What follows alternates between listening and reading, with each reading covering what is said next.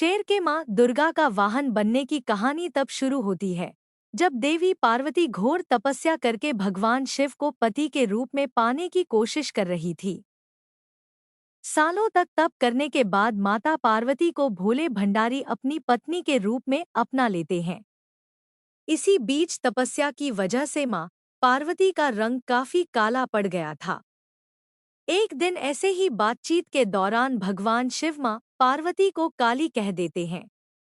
यह बात उन्हें पसंद नहीं आती। वो नाराज होकर दोबारा तप करने के लिए चली जाती हैं। एक दिन बाद घूमते घूमते एक शेर घोर तप कर रही माँ पार्वती के पास पहुंचा।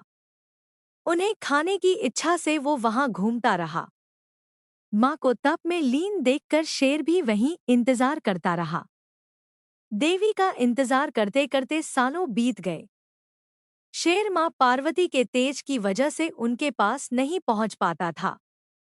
कोशिश करता और असफलता हाथ लगने पर दोबारा लौटकर कोने में बैठ जाता। होते होते कई साल बीत गए। माँ के तप से खुश होकर भगवान शिव प्रकट हुए और माँ से मनचाहा वर मांगने को कहा। देवी पार्वती अपना गोरा रंग वापस चाहती है। भगवान ने आशीर्वाद दिया और वहां से चले गए।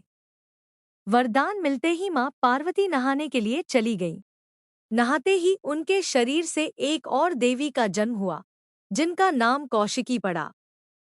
उनके शरीर से काला रंग भी निकल गया था और माँ का रंग पहले की तरह ही साफ हो गया।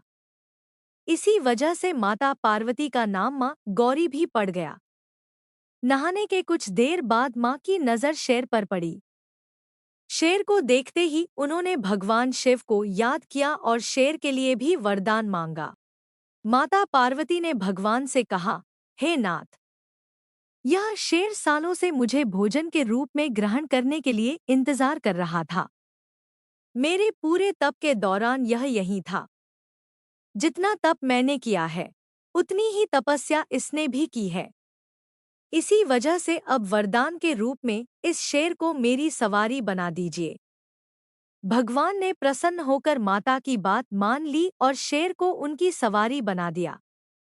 आशीर्वाद मिलने के बाद माता शेर पर सवार हो गईं और तभी से उनका नाम माँ शेरावाली और दुर्गा पड़ गया।